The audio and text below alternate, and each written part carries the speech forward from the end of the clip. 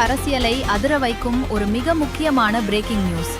முதலமைச்சர் C. Joseph Vijay குறித்து பொதுக்கூட்டத்தில் அவதூறாக பேசிய வழக்கில் சென்னை உயர்நீதிமன்றம் முன்ஜாமீனை மறுத்த அடுத்த சில நிமிடங்களிலேயே திமுக முன்னாள் அமைச்சரும் தற்போதைய சட்டமன்ற உறுப்பினருமான அனிதா ராதாகிருஷ்ணன் அதிரடியாக கைது செய்யப்பட்டுள்ளார்.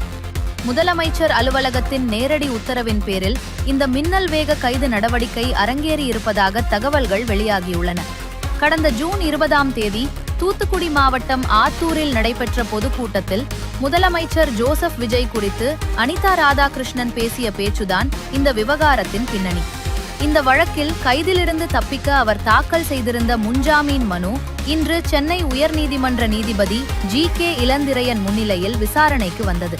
அரசு தரப்பில் தாக்கல் செய்யப்பட்ட அனிதா ராதாகிருஷ்ணனின் பேச்சு அடங்கிய முழு ஆவணத்தையும் படித்து பார்த்த நீதிபதி கடும் கோபமடைந்தார்.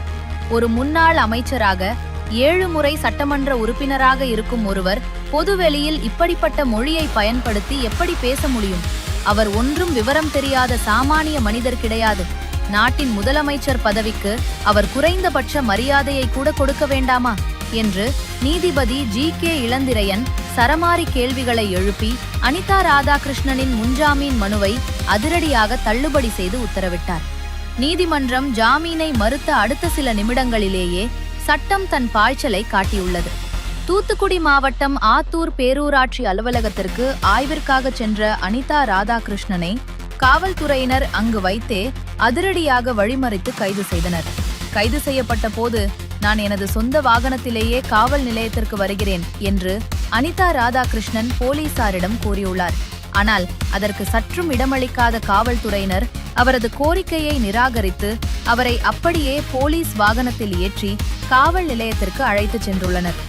தென் மாவட்ட திமுகவின் மிக முக்கிய முகமாகவும் தூத்துக்குடியில் அசைக்க முடியாத செல்வாக்குமிக்க மூத்த அரசியல்வாதியாகவும் திகழும் அனிதா ராதாகிருஷ்ணன் ஒரு சாமானிய கைதியைப் போல போலீஸ் வாகனத்தில் ஏற்றிச் செல்லப்பட்டிருப்பது தூத்துக்குடி மாவட்ட திமுகவினரிடையே பெரும் அதிர்ச்சியையும் பரபரப்பையும் ஏற்படுத்தியுள்ளது. தொட்டவர்களை விடமாட்டேன் என்கிற பாணியில் முதலமைச்சர் அலுவலகத்தின் நேரடி பார்வையில் இந்த கைது நடவடிக்கை மிக தீவிரமாக எடுக்கப்பட்டிருப்பதாக அரசியல் வட்டாரங்கள் பேசுகின்றன. இந்த அதிரடி கைது நடவடிக்கையால் தூத்துக்குடி முழுவதும் பலத்த போலீஸ் பாதுகாப்பு போடப்பட்டு அரசியல் களம் சூடேறியுள்ளது.